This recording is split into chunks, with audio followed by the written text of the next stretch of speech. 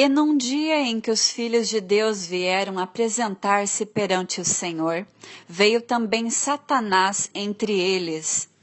Então, o Senhor disse a Satanás: "Donde vens?" E Satanás respondeu ao Senhor e disse: "De rodear a terra e passear por ela." E disse o Senhor a Satanás: "Observaste tu a meu servo Jó? Porque ninguém há na terra semelhante a ele, homem íntegro e reto, temente a Deus e que se desvia do mal." Então respondeu Satanás ao Senhor e disse: "Porventura teme Jó a Deus à toa? Porventura tu não o cercaste de sebe a ele e a sua casa e a tudo quanto tem? A obra de suas mãos abençoaste e o seu gado se tem aumentado na terra. Mas estende a tua mão, toca-lhe em tudo quanto tem, e verás se não blasfema contra ti na tua face." E o Senhor disse a Satanás: "Eis que tudo quanto ele tem está na tua mão. Somente contra ele não estendas a tua mão." E Satanás saiu da presença do Senhor. Jó, capítulo 1, versículos 6 a 12. Que o Senhor te abençoe, minha família maravilhosa do YouTube. Hoje é dia 30 de maio de 2015 e o Senhor finalmente terminou de me dar a mensagem que Ele tinha começado na noite passada. Ele começou dizendo que o tópico seria nossos inimigos e disse: "Há muito mais sobre o fogo refinador dos inimigos, tanto que ninguém está completamente atento a isso. Teus inimigos são meu fogo refinador, uma força a ser aclamada quando estão soltos, uma força a ser lamentada quando estão amarrados. E eu sou o que tem total controle em todo o tempo." Senhor, esse pensamento é tão desafiador. E o Senhor disse: "Esse é o ponto, Claire. Você não é eu. Você não vê como eu vejo. Você tem o equivalente a 1 milissegundo de todo o plano. Você tem o equivalente a um floco da raspa de um iceberg. Há tanto mais para ver, mas por enquanto eu apenas peço que você confie em mim e me ouça. Quando você ouve uma história ser contada, você tem apenas um dos lados da história. E sob esse minúsculo floco de gelo, há um iceberg de história. Coisas que nunca entram na mente das pessoas, porque elas não pensam como eu. E muitos não têm o cuidado em se interessar para saber como eu penso. É por isso que tantas coisas são um mistério para eles. Se importar em como eu penso, não quer apenas dizer que você tem empatia e ora. Não. O amor e a oração são extremamente importantes, mas falo de outra coisa. Há maldições geracionais, pecados ocultos, influências culturais e dinâmicas interrelacionais entre cada pessoa envolvida. E até mesmo essas maldições geracionais são coisas que remontam a centenas de anos e até milhares de anos. E isso não ocorre ao pensamento do espectador casual, mas sim aos anjos. Eles estão cientes. É por isso que você sentirá muitas vezes fortes advertências para não fazer alguma coisa, ir a algum lugar ou se envolver com alguém. Seus anjos podem ver o que está chegando. O Espírito Santo também irá recuar e fazer sua consciência sentir um peso, uma apreensão. Eu faço isso para protegê-los. Mas, uma vez que você pise fora do reino da obediência, eu não posso protegê-lo como desejo. Você vê? Os demônios acabam trabalhando como meus policiais. Eles esperam à espreita em uma fila o dia todo para peneirar um crente. Algumas vezes eles se alinham em blocos apenas para dar um tiro em uma alma. Mas se eu levanto minha mão em oposição, eles não podem ter essa oportunidade. Mas uma vez que um crente tenha cruzado a linha e desobedecido, a permissão é dada. No entanto, até certo ponto. Em outras palavras, o que os demônios estão autorizados a fazer ou não fazer é controlado por minha permissão. Há outras situações onde eu dou permissão para demônios atuarem, porque estou aperfeiçoando uma virtude, como paciência, perdão ou força, que precisam ser cultivadas. Ao mesmo tempo, quando eu permito o ataque de um demônio, eu sei como ele afetará aquela alma. Por sua vez, eu oro por aqueles que serão atacados. Muito frequentemente, aquelas almas não têm ninguém orando por eles. E eu sou seu último recurso como intercessor. Algumas pessoas foram educadas a acreditar que eu sou um Deus áspero, cheio de ódio e punição. Isso ocorre porque pessoas ao redor deles me deturparam perante eles. Ou pessoas controladas por um espírito religioso que frequentemente tem muito julgamento, amargura, falta de perdão e crítica, misturada com perseguição. Eles acreditam que estão agindo na justiça para corrigir falsos profetas. Eles estão agindo como se fossem o próprio Deus e estão tomando o meu lugar para si mesmos. Esse paralelo completo de Messias, eles querem fazer tudo, exceto assumir os pecados do mundo, mas tornam-se advogados e juízes, decretando julgamentos sobre todos que não fazem uma imagem dura de mim.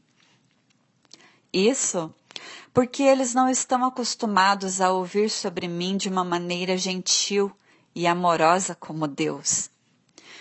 Eles não podem imaginar que o rosto de um recém-nascido inocente é o retrato do próprio rosto do Pai. Eles o veem como alguém cruel, em quem não há coisa boa. O veem como alguém que está atirando raios de justiça para corrigir a humanidade caída e querendo aniquilar qualquer um que ficar aquém de sua ideia de santidade. Eles pensam isso porque estão consumidos com ódio, julgamento, amargura e até mesmo ciúmes. E estão em perigo direto de perder suas almas.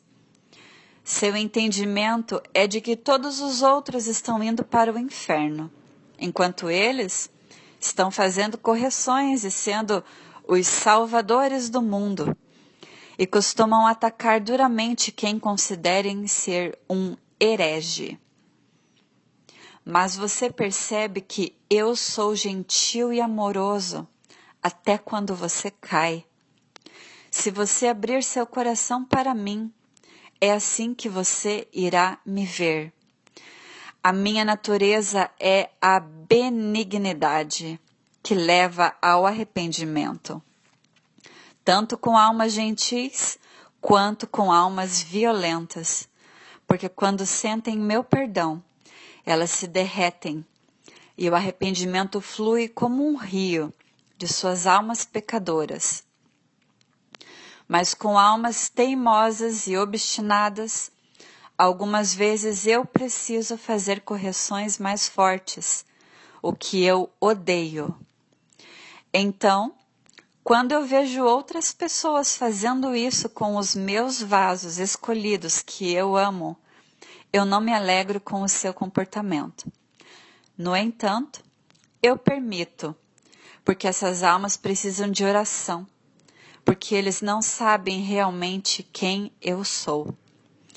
Eu sou um Deus de justiça, mas eu ternamente levo os cordeiros em meus braços e conduzo as ovelhas com mansidão. E eu eventualmente falo sobre isso com meus pastores, para que eles, por sua vez, aprendam a linguagem do amor. Amor e justiça não podem ser separados. Eles andam de mãos dadas. Alguns dão a impressão de que eles podem exercer a espada da justiça sem o amor. E não os veem na mesma imagem. Eles não sentem amor. Eles sentem ódio, raiva e amargura. Usam palavras duras e cruéis e esperam que todos os obedeçam, mas o que todos fazem é fugir deles.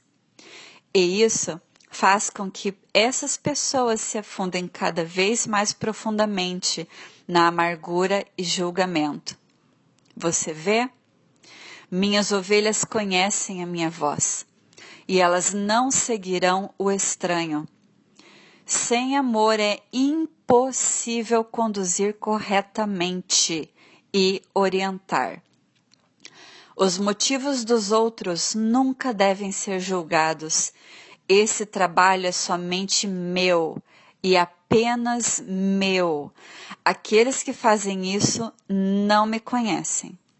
Eles conhecem um outro Jesus, que não é gentil, não é suave, mas um crítico que está sempre tentando punir. São vítimas de um espírito religioso, que não passa de um demônio, que os convenceu de que estão me fazendo um favor, quando na verdade estão espalhando as ovelhas que eu tenho trabalhado tão duramente para trazer. Eles se acham profetas poderosos, que estão sendo enviados para pronunciar julgamentos sobre nações, mas não percebem que o julgamento está à sua própria porta. Oh, Claire, é tão triste ver os pobres serem oprimidos desde o nascimento por aqueles que não me conhecem. Por isso seu canal se tornou tão importante para os outros, porque as pessoas ouvem a minha voz quando você compartilha nossas conversas. E eles têm fome de me ouvir. Eles já ouviram demais a homens, e tudo o que querem é me amar e ser amados por mim, e não uma pilha de regras e noções religiosas grampeadas às suas costas, regras feitas por homens. Aqueles que são pastores, segundo o meu coração, são terrivelmente perseguidos, mas isso porque usam minha coroa de espinhos. Eles escolhem amar e não odiar. Essa é minha verdadeira natureza. Pai, perdoa-lhes, porque não sabem o que fazem. Há outro aspecto que eu ainda não abordei. Muitas vezes aqueles que tomaram esse papel estão mentalmente perturbados porque sofreram abusos na infância. Eles tiveram figuras de autoridade ligadas à dureza e punição e transferem a imagem para a figura de autoridade final, Deus. A culpa é realmente daqueles que nunca os amaram verdadeiramente. Eles deveriam ter visto uma figura de autoridade gentil e corretiva, mas o amor foi deixado de fora. Então, eles assumem esse papel com os outros. Como meu servo Paulo disse, ainda que eu falasse a língua dos homens ou dos anjos, se não tiver amor, sou apenas um gongo retumbante ou um sino que retine. Se eu tivesse o dom de profecia e conhecesse todos os mistérios e toda a ciência, E se eu tivesse uma fé que pode mover montanhas, mas não tiver amor, nada serei. Se eu der todos os meus bens aos pobres e der o meu corpo para as dificuldades que eu possa vangloriar-me, mas não tiver amor, nada disso me aproveitaria. O amor é paciente. O amor é bondoso. Não inveja. Não se vangloria. Não é orgulhoso. Ele não desonra os outros. Não é egoísta. Não se irrita. Não guarda rancor. O amor não se alegra com a injustiça, mas se alegra com a verdade. Ele sempre protege, sempre confia, tudo espera, tudo suporta. 1 Coríntios, capítulo 13. Nós amamos porque Ele nos amou primeiro. Este é o fracasso dos que julgam. Eles nunca conheceram meu amor. Pois se alguém diz, eu amo a Deus, e odeia a seu irmão, é mentiroso. Pois quem não ama seu irmão a quem vê, não pode amar a Deus a quem não vê. E temos este mandamento dele, que aquele que ama a Deus ame também a seu irmão. Então, como você deve ter percebido a partir do que eu disse antes, eu uso o inimigo para formar e corrigir meus navios. Se eu quero que eles aumentem em amor e compaixão, eu envio aqueles que são críticos e mesquinhos, sem compreensão de como eu estou trabalhando através de vocês. Desta forma, eu sei que vocês se tornarão mais flexíveis, mais compassivos e orarão por eles. No final, Claire, eu uso tudo e todos para alcançar meus objetivos, pois eu completarei a obra que em você eu comecei. Eu uso tudo e todos para esse fim. Eu abençoo a todos vocês, meus filhos, mas eu olho especialmente com carinho para todos vocês que nada têm além de amor em seus corações por aqueles que estão lhes causando problemas. Por seu amor, vocês provam que são realmente meus discípulos e noiva.